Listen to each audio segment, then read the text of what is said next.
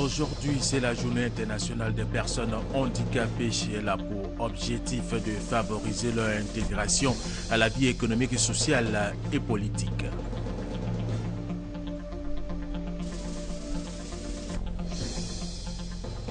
Levé aussi à l'école de l'Association des maires de France. Pour profiter de l'expérience de cette organisation, l'Union des villes et communes de Côte d'Ivoire a signé en France un accord de partenariat avec l'Association des maires de France. Les taekwondoïnes ivoiriens sont de retour à Abidjan et en triomphe. Ils sont revenus du Sénégal où ils ont remporté la 10e édition de la Coupe du monde francophone de taekwondo. Mesdames et messieurs, bienvenue et merci de regarder RTI 1. Le tirage au sort pour la constitution des pôles de la CAN 2015 a lieu cet après-midi en Guinée équatoriale, pays qui a décidé de remplacer le Maroc dans l'organisation de la Coupe d'Afrique des Nations. Le Maroc avait demandé le report de la compétition à cause du virus Ebola. La 11e édition du Forum Aspen Europe-Afrique s'ouvre ce mercredi à Paris, en France. Cette 11e édition sur les évolutions technologiques a pour thème « Nouvelles connexions, nouveaux partenaires ». Le président de la République, Alassane Ouattara, va prendre part à ce forum qui se tient aujourd'hui et demain à Paris, en France. Nous vous le disions dans nos titres. Aujourd'hui, c'est la journée internationale des personnes handicapées. Elle a pour objectif de favoriser l'intégration et l'accès à la vie économique, sociale et politique de ces personnes. Elle a été proclamée le 3 décembre 1992 par les Nations Unies. Connu par Gassoro. Nous avons notre mot à dire. C'est le thème international retenu cette année pour la célébration de la Journée internationale des personnes handicapées. Cette journée a été proclamée par l'Assemblée générale des Nations unies en 1992.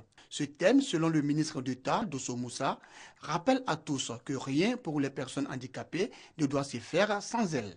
En ratifiant la Convention internationale relative aux droits des personnes handicapées le 10 janvier 2014, le gouvernement ivoirien a réaffirmé sa volonté de permettre aux personnes en situation de handicap de jouir effectivement de leurs droits et de pouvoir s'exprimer en toute liberté dans une société égalitaire.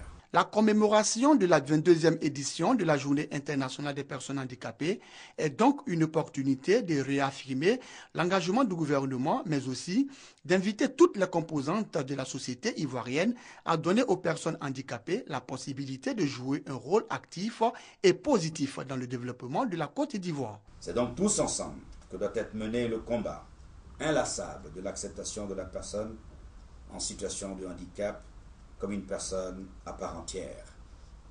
C'est seulement à ce prix que nous lui donnerons la chance de dire son mot par sa participation effective à la construction de notre pays. Le 142, numéro vert mis à la disposition des personnes handicapées par le ministère d'État, ministère de l'Emploi, des Affaires sociales et de la formation professionnelle. Objectif, promouvoir une écoute attentive et une insertion forte des personnes en situation de handicap dans le tissu économique et social de la Côte d'Ivoire. La COSI-MEFSI entendait la coordination des syndicats du ministère de l'Économie, des Finances et du Budget envisageait une grève prévue ce 3 décembre. Eh bien, cette grève n'aura plus lieu. Le mot d'ordre a été levé hier soir après une rencontre entre les responsables de ce syndicat et le Premier ministre Daniel Cablon-Duncan, et c'était à la primature. Tout à fait autre chose, le ministre auprès du président de la République chargé de la Défense, Paul Kofi, a eu une séance de travail avec le secrétaire général adjoint des Nations Unies chargé des opérations de maintien de la paix, Hervé Ladsous. Au menu de cette rencontre d'échange, la situation sécuritaire du pays, mais aussi et surtout les futures échéances électorales. Abou Sanogo. Entre autres sujets abordés au cours de cette rencontre entre le ministre chargé de la Défense, Paul Kofi, et Hervé Ladsous, la situation sécuritaire d'ensemble, le processus de désarmement, démobilisation, réinsertion, DDR et surtout les futures élections en Côte d'Ivoire. Nous avons fait un tour d'horizon, n'est-ce pas, de la situation sécuritaire et aussi nous assurer que les événements qui se sont passés le 18 novembre n'auront pas d'incidence sur la suite. Vous savez que nous sommes à peu près un an des élections. Donc la communauté nationale et internationale veut s'assurer que cela devrait se faire dans les conditions normales. Et nous pouvons donner l'assurance à nos partenaires aux Nations Unies que cela sera. Saisissant l'occasion, le responsable onusien, qui était pour la circonstance accompagné de la représentante spéciale du secrétaire général de l'ONU en Côte d'Ivoire, Aïchatou Mindaoudou, a salué les efforts accomplis par les autorités ivoiriennes dans la relance de l'économie et la normalisation de la situation sur l'ensemble du territoire national. Relativement aux prochaines échéances électorales, le secrétaire général adjoint de l'ONU chargé des opérations de maintien de la paix a indiqué que l'organisme dont il relève sera aux côtés de la Côte d'Ivoire. Il faut noter que Hervé Larsous est en visite de travail en Côte d'Ivoire après avoir participé au 15e sommet de la francophonie à Dakar, au Sénégal. Deuxième grand titre de cette édition, le VICOSI est à l'école de l'Association des maires de France. Pour profiter de l'expérience de cette organisation, l'Union des villes et communes de Côte d'Ivoire a signé en France un accord de partenariat avec l'Association des maires de France. Les détails avec Hamza Diaby. L'UVICOSI, désormais partenaire de l'Association des maires de France. Gilbert Koné-Kafana, maire de Yopougon, président de l'Union des villes et communes de Côte d'Ivoire, à l'invitation du président de l'AMF, était à Paris en France du 25 au 27 novembre dernier. Avec la délégation qu'il conduisait, il a pris part au congrès de l'AMF. En marge de ce congrès, les présidents Kafana et Pélissard ont procédé à la signature d'un protocole d'accord de partenariat entre l'Association des maires de France et l'Union des villes et communes de Côte d'Ivoire. Je suis très heureux de cette coopération avec la Côte d'Ivoire.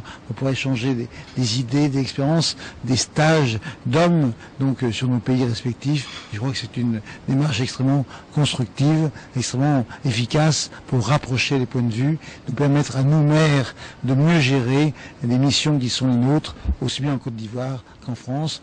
Eux, ils peuvent envoyer des personnes chez nous pour bénéficier, pour prendre un certain nombre de contacts, bénéficier d'informations qui leur pourraient être utiles, autant que nous pourrons effectivement envoyer des personnes ici. Et ce sont ces échanges-là, ça pourra aussi aller sur le terrain, culturel, comme sur d'autres terrains, et ça peut aussi boucher sur le renforcement de relations économiques. Ce partenariat devrait donc permettre aux deux entités de s'enrichir mutuellement en s'inspirant des acquis, des valeurs de l'une et l'autre.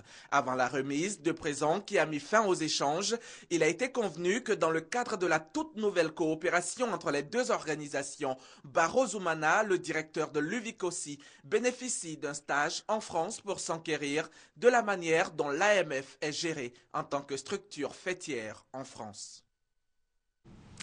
Changeons de sujet, l'organisation non gouvernementale Cœur d'Ivoire poursuit sa campagne de sensibilisation sur l'importance du lavage des mains. Cette semaine, elle est à Beaunois, Koné Pargassoro. Les mains constituent un vecteur essentiel dans la transmission des germes de plusieurs maladies. La diarrhée, le choléra, la fièvre typhoïde, la dysenterie, entre autres. Le lavage régulier des mains au savon se présente comme l'un des moyens pour lutter efficacement contre ces pathologies. Des pathologies qui, selon l'Organisation mondiale de la santé OMS, causent chaque année dans le monde plus de 3,5 millions de décès parmi les enfants de moins de 5 ans. L'ONG internationale Cœur d'Ivoire, soucieuse du bien-être des enfants, entend faire la promotion du lavage des mains. Lieu choisi, les établissements primaires de la Côte d'Ivoire, les écoles primaires publiques de la ville de Beaunois constituent donc la première étape de cette sensibilisation sur l'hygiène des mains. Pour les responsables de cette ONG internationale, l'école est l'endroit privilégié pour sensibiliser le maximum d'enfants sur l'importance du lavage régulier des mains. Des gestes qui, selon les objectifs du millénaire pour le développement OMD, pourraient réduire de 2/3 la mortalité des enfants de moins de 5 ans. L'ONG Cœur d'Ivoire entend transformer ce geste en un réflexe, mais aussi le considérer comme un défi de santé publique. Le gouvernement ivoirien, en partenariat avec l'OMS et l'UNICEF, a lancé une vaste campagne de vaccination contre la rougeole du 21 au 30 novembre dernier sur toute l'étendue du territoire national. Dans les régions frontalières du Mali et de la Guinée, cette campagne a connu un large succès. C'est le cas d'Odine, nous dit Kwasi Mamadou. 98% pour le Kabadougou, 97% pour le Bafing et 96% pour le Folon. Ce sont les taux de couverture enregistrés au cours de la récente campagne de vaccination contre la rougeole pour les enfants de 6 mois à 9 ans, tenue du 23 au 30 novembre dernier. Une campagne associée à l'administration des déparasitants des enfants dont l'âge varie entre 5 et 9 ans. Sur le terrain, les décisions du gouvernement en collaboration avec l'Organisation mondiale de la santé, OMS et l'UNICEF, ont été appliquées en vue de permettre à ces régions frontalières de la Guinée et du Mali de réduire le risque de survenue des épidémies.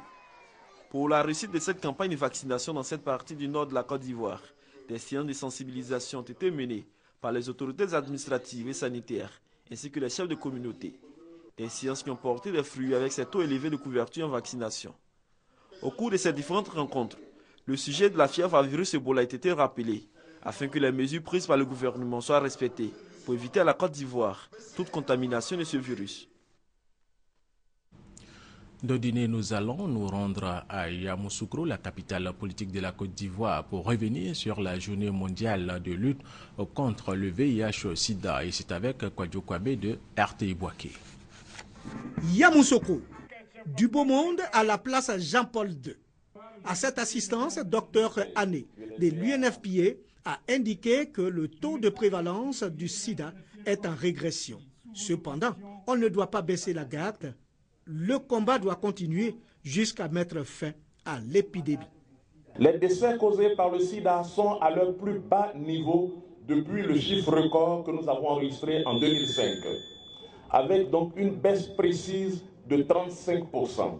L'UNFPA et l'ensemble du système des Nations Unies travailleront à combler l'écart pour que nul ne soit oublié et que nous mettions fin à l'épidémie du sida d'ici l'année 2030. Le sida à Yamoussoukro, selon le préfet-président du comité départemental de lutte contre la pandémie du siècle, ce sont 130 hommes morts et 266 femmes qui ont perdu la vie en 2013. La situation n'est donc pas réluisante.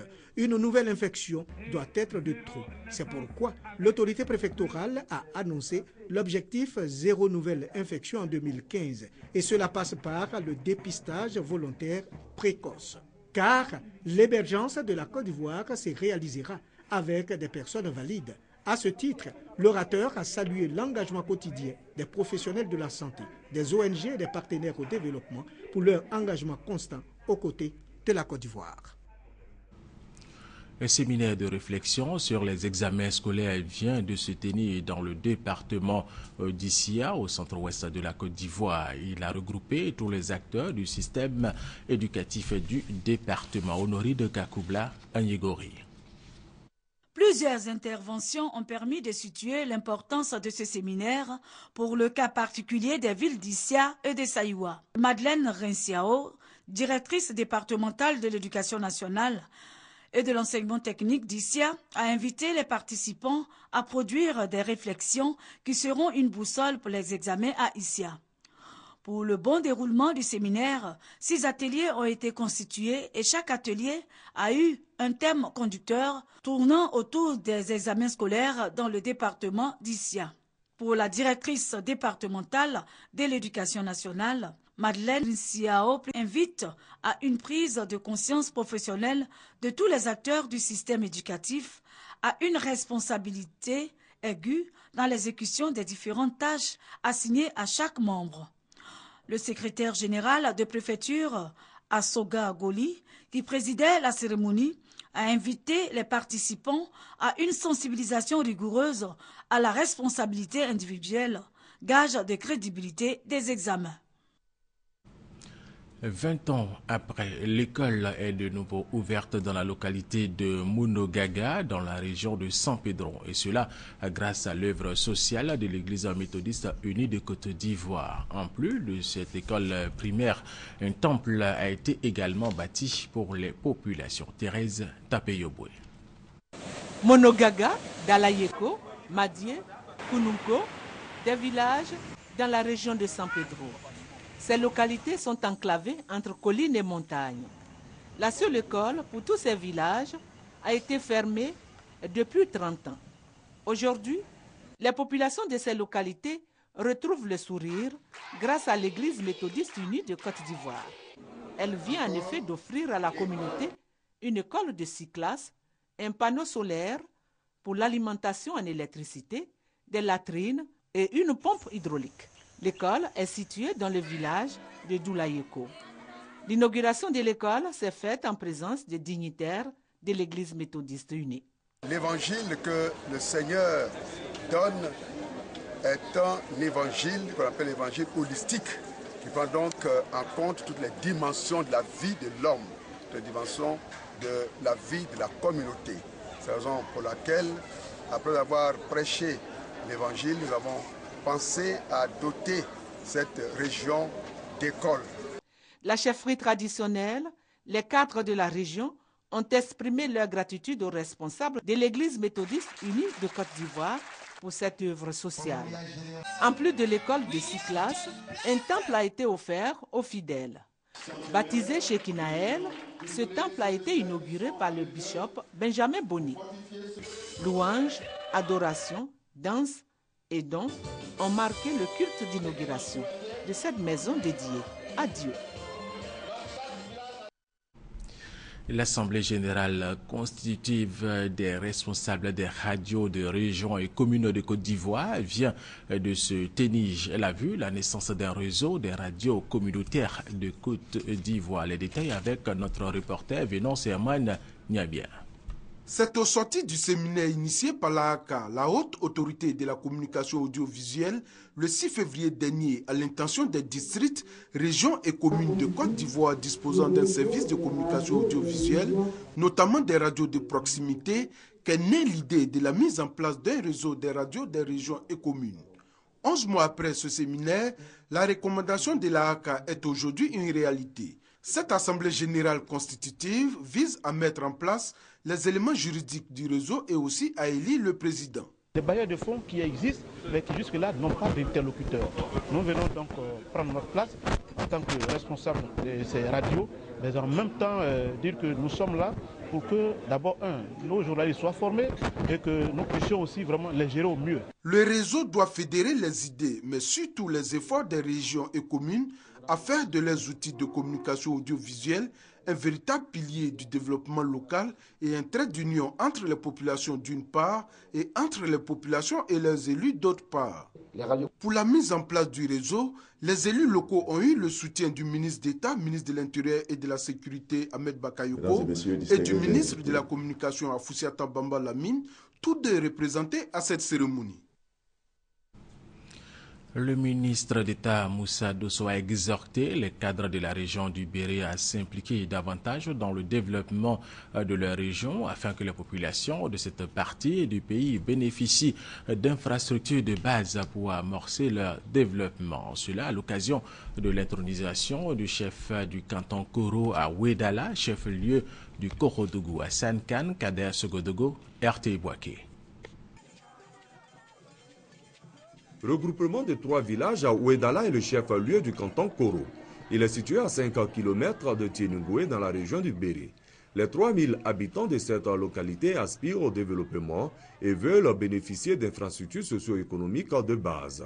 Pour ce faire, le canton a décidé de s'unir autour d'un guide, un chef qui pourra mieux exprimer leurs besoins auprès des autorités compétentes. Après 18 ans de vide administratif, l'honorable El Hadja Kanté Mamadou vient d'être désigné nouveau chef du canton Koro. Il a été intronisé en présence de ses pairs du Conseil supérieur des rois et chefs traditionnels, conduite par Nanan Depo Gildas et des autres autorités politiques, administratives, religieuses et coutumières de la région du Béré. Dans leurs interventions, ceux-ci ont souhaité la droiture du nouveau chef vis-à-vis de sa population dans la gestion du canton. Occasion pour le ministre de l'Emploi, des Affaires sociales et de la formation professionnelle, Moussa Dosso, parrain de la cérémonie, d'appeler les cadres à l'union pour le développement de la région. Pour lui, les chefs ont un rôle primordial à jouer dans ce processus. Je crois qu'il est temps de réhabiliter les chefs et rois de Côte d'Ivoire pour les missions déjà effectuées lors de la crise post-électorale, mais également pour demain, car il s'agit pour le président de la République de construire une nation. Au nom du chef de Korodougou, le porte-parole du chef a exprimé sa gratitude à l'assistance. Il a affirmé être conscient de la tâche qui attend le nouveau chef. Kanté Mamadou, opérateur économique, a été député de 1990 à 2000. Il entend mettre son expérience au service de la chefferie du canton Koro. Un cadre de concertation pour les cadres de Korogo, la MUDECO, la mutuelle de développement de Korogo, est né. Le président de cette mutuelle a été investi en présence des cadres, des autorités et des chefs traditionnels. Thérèse Tapeyoboué. Lansina Kone est le président de la mutuelle de développement de Korogo, MUDECO. Son investiture s'est déroulée dans une ambiance festive en présence des cadres de la région au centre culturel Koumienyo de Korogo. Pour le nouveau président, ce rassemblement autour d'un idéal commun, c'est la cohésion retrouvée, c'est parler d'une même voix pour un nouveau départ pour Korogo. Mesdames et messieurs, la naissance de notre bébé, je disais, arrive à point nommé, car il permettra au département de Korogo de prendre sa place dans le train de l'émergence duquel se trouve le chef de l'État, son Excellence, Monsieur le Président Alassane Ouattara. Car 2020, c'est aujourd'hui et maintenant. Le préfet des régions a également exhorté la population à faire bloc autour du président de la MUDECO pour ensemble construire la paix et le développement de la région. Avec la naissance de la MUDECO, les cadres confirment ainsi que Korogo s'achemine vers l'émergence malgré les nombreux défis à relever. Parlons maintenant du Grand Prix Émergence des artisans du développement national. 17 personnes ont été distinguées. Le super prix étoile de l'émergence du meilleur directeur a revenu au directeur général de la statistique, Ba Ibrahim. Dans le cadre de la sensibilisation pour une union autour de l'appel de Daoukro, le ministre Babo Daré, cadre du RDA, a entrepris une tournée de mobilisation et d'explication dans les localités de Zoukougbe, d'Issia et de Vavois. Il veut faire adhérer les militants des partis membres du RHDP à l'appel du président Aimé-Henri Konan Bédié. Kwasi Mamadou. Le ministre Mathieu Babo Daré, à la rencontre des militants du RHDP de la région du Haut-Sassandra. L'envoyé de la direction du Rassemblement des Républicains est venu apporter le message de son parti et aussi commenter, expliquer et faire comprendre l'appel du président Henri Konan Bédié, président du PDCI RDA. Un appel qui exhorte les partis politiques membres du RHDP à soutenir la candidature du président Alassane Ouattara en 2015, une candidature qu'il souhaite unique. De Zoukougbe à Issia en passant par Vavois et Daloa, le message du chef de la délégation du RDR a été identique, celui de la mobilisation et de la traduction en acte de l'appel de Daoukro. Le président Bédié, compte tenu du fait que le président Alassane Ouattara abat un travail qui lui convient, pour lequel il est satisfait, et il sait que ce travail qui est fait, c'est dans l'intérêt de la Côte d'Ivoire, de la paix en Côte d'Ivoire, du développement de la Côte d'Ivoire, le président Henri Konan Bédié appelle à soutenir sa candidature afin qu'il puisse continuer ce travail harassant de développement. Après avoir présenté les actions de développement du président Alassane Ouattara depuis 2011, Mathieu Babo Daré demande aux militants du RDR de s'unir et à continuer la mobilisation afin de susciter de nouvelles adhésions. L'envoyé de la direction du Rassemblement des Républicains rassure les militants de la mise en place des dispositions pour l'acquisition des documents administratifs. Les délégués du Rassemblement des Républicains rencontrés prennent l'engagement de sillonner toutes les bases pour faire de l'appel de Daoukro une réalité sur le terrain en vue de la réélection du président Alassane Ouattara en 2015. Un reportage de Kwasi Mamadou, l'Union pour la démocratie et la paix en Côte d'Ivoire, UDPC, remobilise ses structures de base. Dimanche dernier, une délégation du bureau politique de ce parti politique, conduite par son premier vice-président, a rencontré les différentes coordinations de base au baron de Yopougon. Objectif de cette rencontre, des discussions dans le cadre du renouvellement des structures de base et appeler les militants de l'UDPCI à soutenir également l'appel de Daoukro Hamza Diaby. Pour mieux préparer les échéances électorales législatives et municipales prochaines, le bureau politique de l'UDPCI, l'Union pour la démocratie et la paix en Côte d'Ivoire, entend compter sur ces structures de base. Une délégation conduite par Roi Messé Alphonse, premier vice-président de l'UDPCI, a échangé à Yopougon avec les coordinateurs de base du parti. Le bureau politique de l'UDPCI que nous conduisons dans le district d'Abidjan est de remobiliser notre base. Tout ceci pour que, au moment des élections présidentielles pour le président Alassane Ouattara, nous serons le plus nombreux possible. Pour que cela se fasse, nous devons organiser notre base au niveau du terrain. Nous sommes déjà très heureux de recevoir cette importante délégation du bureau politique pour venir nous entretenir sur la candidature unique et sur le renouvellement de nos structures de base. Parce qu'il est important en tant que parti politique qu'on soit organisé. Au cours de cette cérémonie, le premier vice-président a appelé les militants à soutenir l'appel de l'UDPCI lancé à Yamoussoukro en décembre 2013. L'UDPCI a décidé que son candidat naturel, qui est Albert Touakes Mabri, ne soit pas candidat en 2015, mais qu'il fasse en sorte de porter la candidature du président Alassane Ouattara auprès de ses pairs. En expliquant les grandes lignes de cet appel, Ouamessé Alphonse a rassuré les militants de la participation active du parti au débat politique dans les années à venir. C'est dans cette optique qu'il a annoncé le congrès des enseignants de l'UDPCI prévu les 20 et 21 décembre à Bouaké.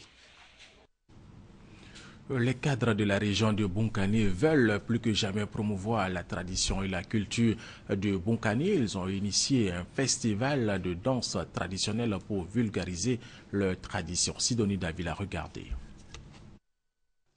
Le conseil régional du Bounkané, qui comprend les départements de Doropo, Teini, Nation et Bouna, veut repositionner ses valeurs sociales, économiques et touristiques à travers ses diversités culturelles. Le festival des danses traditionnelles du Bounkané, dénommé Festibo, a réuni le week-end dernier à la Bourse du Travail, à Trècheville, les filles et fils de la région pour une grande communion musicale. C'est vraiment une occasion de voir toutes les communautés composant le Bounkané ensemble de façon festive et célébrer toute une journée de nos danses et cultures traditionnelles du Bounkané. Il est bon que tout le monde puisse se serrer les coudes afin que ce type de cérémonie puisse davantage être célébré dans le Bounkané. Les nombreux projets de développement se traduisent à travers un programme établi par le conseil régional sous la houlette de son président Ian Philippe. La santé, l'éducation, l'hydraulique villageoise, l'électrification, la création de nouvelles richesses à travers les sites touristiques sont les leviers qui vont booster l'agriculture et l'élevage considérés comme les mamelles du Bounkané. Nous avons estimé nécessaire, voire indispensable, de promouvoir la culture qui permettra justement la promotion de la région du Bounkané, qui permettra justement son développement. Parce que c'est la culture, ce que nous avons de vrai, qui nous permettra demain d'être une région développée. Plusieurs personnalités politiques, coutumières, religieuses ont assisté au lancement officiel du Festibo, en prélude à la grande messe culturelle qui aura lieu les 4, 5 et 6 décembre 2014 à Bouna. Les taekwondo ivoiriens sont de retour à Abidjan et en triomphe. Ils sont revenus du Sénégal là où ils ont remporté la 10e édition de la Coupe du monde francophone de taekwondo. Ils ont été accueillis par le président de la Fédération ivoirienne de taekwondo, Maître Bamba Cheikh Daniel. Ils sont là, les héros de Dakar. Partis sans bruit, ils reviennent en fanfare par le salon d'honneur. Comité de soutien, gerbes de fleurs, pas de danse. Tadjou Sodik, Lobo Peken et les autres n'en demandaient pas mieux. Les éléphants taekwondoïnes sont allés à Dakar incognito, sans tambour ni trompette, et on barille. Nous sommes une fédération comblée et heureuse, surtout presque en fin d'année, en décembre. C'est nos cadeaux de Noël. Et pour nous, champion d'Afrique 2014, champion du monde francophone 2014, il ne nous reste plus, si Dieu le veut, que la Coupe du Monde au Mexique. Devant la France et le pays organisateur, le Sénégal, la Côte d'Ivoire garde son titre de champion du monde francophone. Cette épopée, elle la doit surtout à Lobo Pekens Otniel. Malgré sa blessure, c'est Taekwondo In, 3e dan ceinture noire, bat en 8e de finale le Sénégalais Bala Ndiaye, 10 fois vainqueur des Jeux africains, 2 fois champion du monde francophone de taekwondo. D'abord, c'est Bala qui a marqué le premier point. Quand il a marqué le premier point, tout le Sénégal était en fête. Pendant que moi j'attaquais, il a tapé sur mon bras et j'ai senti mon os bouger. J'ai persévéré dans mes attaques, j'ai fait un triplé des jambes, je l'ai pris. À la tête, c'était le chaos. En l'absence de son équipe A, l'équipe composée de 8 athlètes revient la besace pleine, 2 médailles d'or et 1 d'argent. Je suis très heureuse parce que d'abord c'est ma première sortie et vu que je ne suis pas senior, je suis junior, je me suis classée pour pouvoir tirer avec les champions de ma catégorie. Donc j'ai dû m'adapter au style de combat pour pouvoir avancer. Dakar vraiment m'a servi de leçon parce que à partir de Dakar, je sais que j'ai une valeur. Les héros de Dakar donnent ainsi l'exemple à l'équipe senior partie au Mexique pour la Coupe du Monde de taekwondo par équipe. Bravo Taekwondo In Ivoirien, et c'est la fin de cette édition. Merci de l'avoir suivi. Restez avec nous sur RTI1.